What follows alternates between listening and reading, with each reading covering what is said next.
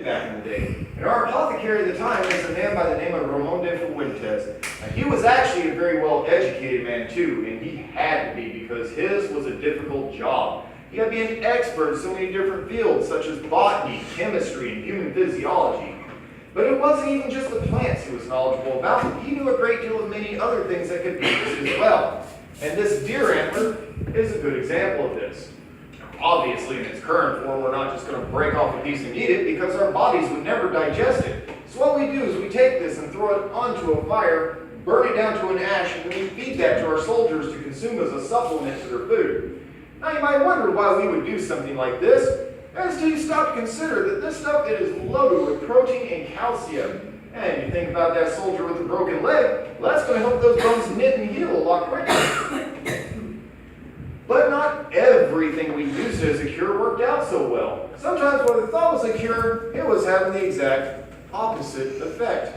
And mercury is a real good example of this. Why, at one time, the Persians and the Greeks, they were rubbing it on their skin topically to induce sweating, thinking they were removing impurities. And the Chinese, they were actually ingesting the stuff, thinking it was going to help them live longer. Obviously, they were wrong. Because we know nowadays that mercury is not only toxic in high enough doses, it becomes absolutely deadly. But in those real small doses over a very long period of time, it does have other bad effects. I'm sure everybody in here, you're familiar with the Mad Hatter character of Alice in Wonderland, right? Yeah. Well, at one time, those hat makers, they used mercury in the production of their hats. And being exposed to that chemical day in and day out for such a long period of time, it was literally driving them insane.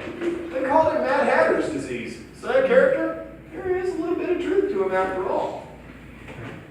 Now when it comes to the plants though, when they were trying to figure out what they could use and what would work, one of the methods they developed was what was called signature plants.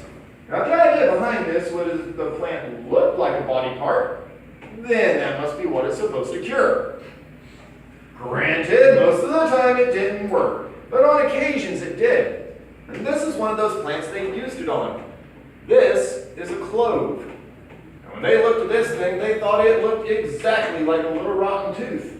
And in this case, they were absolutely right. We're going to take and put this down into the gum area of a soldier that just had his tooth removed, and it's going to numb that area for up to 4 hours. Now, they were so impressed by the use of this that the chemical extracted from it, eugenol, is still used in dentistry and Orajel today.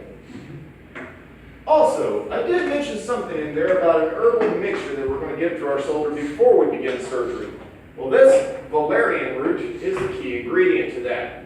Now, the incredibly small doses like you find in the herbal teas nowadays, all this is going to do is just calm you down a little bit. But for our soldier, he is getting the highest dose of this stuff he can possibly stand. Because in those incredibly high doses, it will cause a state of euphoria. So while he may technically be awake for the surgery, he's really not going to be aware of what's going on around him. In fact, by the time the effects of this stuff does wear off, it's going to seem like everything's just been nothing but a bad dream to him. Up until he notices the missing hand. Now there is a drawback to this stuff though, and that is, it stinks. I mean literally. I can give you a whiff of it if you want, but I'm giving you fair warning right now. It smells like a nasty, sweaty running sock somebody's been wearing for weeks straight. No. She wants away, kid. You're not. No. She wants. No. No, trust me on this. Probably a wise decision, because one of you smells it, you all smell it. It is that strong. And it was because of that horrible stench that there were a couple of scientists many years back, they decided they're going to replicate this stuff and remove that smell. And even though they weren't successful in doing that, they did come up with something else that was chemically near identical to this, and they were so impressed by it that they named their new medicine after the plant.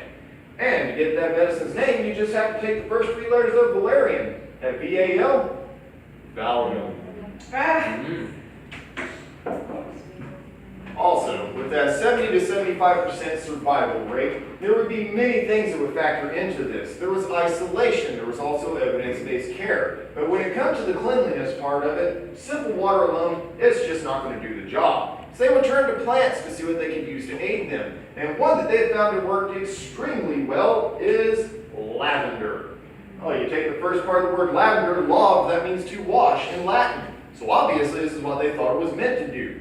In fact, one of the uses they have for this is that they're going to take it and boil it down into water and then use that to wash out wounds, wash off surfaces, wash off the medical tools, and basically everything.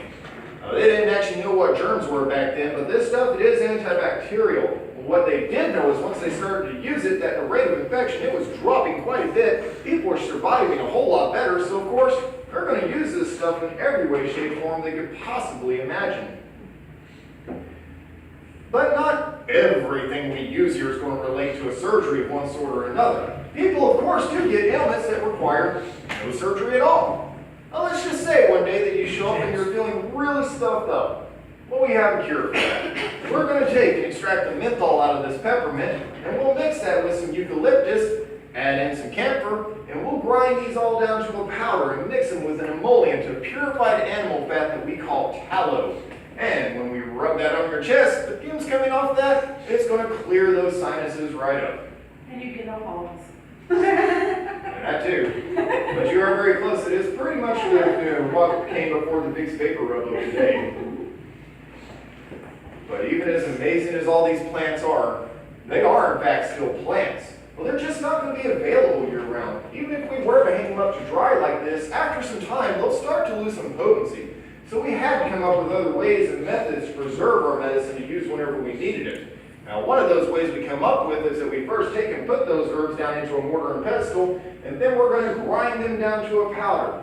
And then we take that powder and mix it with something that's soft and digestible, such as beeswax. We then take our mixture and roll it out onto a marble tablet until we create a pill pipe. We will then take our pill pipe and line it up along this dosage marker here. And then using our cutting tool, we will slice off some tablets. So named for because of that marble tablet in which they were cut on. But done it this way is also not without its errors. And the fault, it's ours. We can cut it along that dosage marker the same way every time, but when it comes to the actual measuring, we're sometimes going to get pill pipes that are way too thick, and other times they're just going to be way too thin. So, to ensure accurate measuring, we simply turn to having a machine do the work for us. And that machine we're going to use is what's called a pill roller. And I'll try to hold this at an angle so everybody get a good look at it, but if you see right on this end, it does have this flat surface to it. And you look a little closer though, you will see that it does also have that little bit of a raised edge on either side.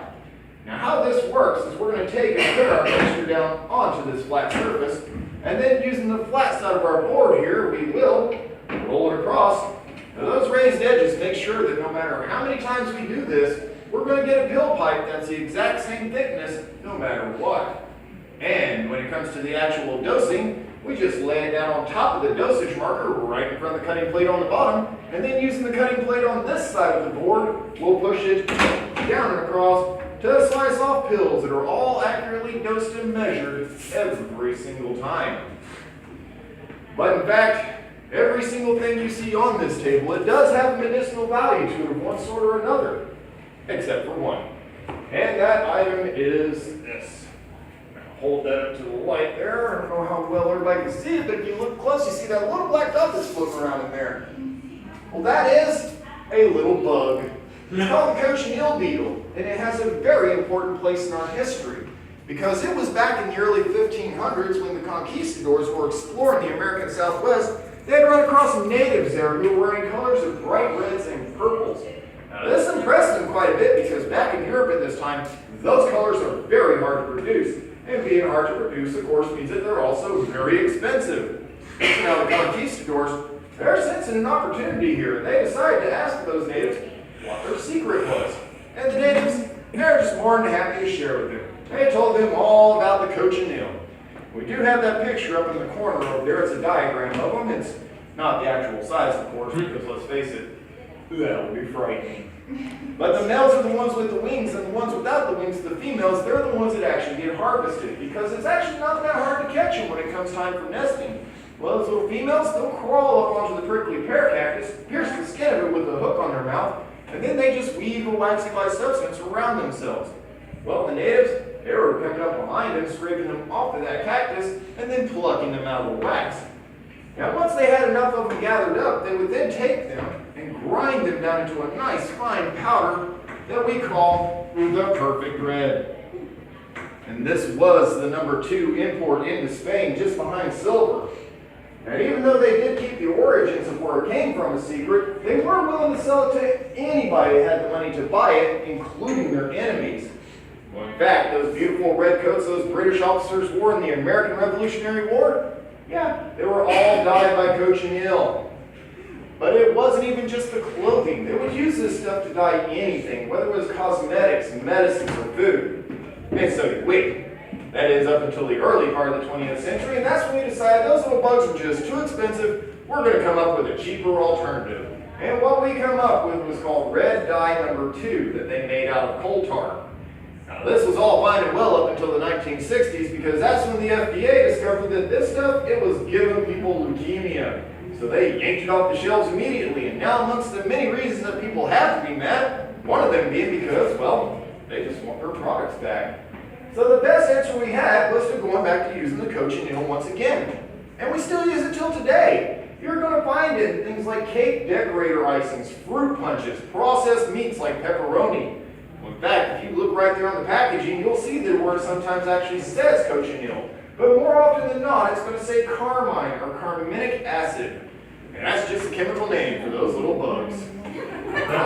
Sounds disgusting, I know, but personally, I'm taking my chance with a bug over the cancer any day of the week. Hundreds of years, you can't be wrong. Yeah, start with some public outdoors and stop using it. I don't know why either, it's just in It's natural and organic. Exactly, nobody's ever had any ill effects off of it. All right, now, before we do head outside for the final part of our tour, I do have a souvenir for you guys. And this is an herb guide. It covers some of those herbs I spoke to you about today, and many others I have not. And once you folks are ready, once again, grab some more pen.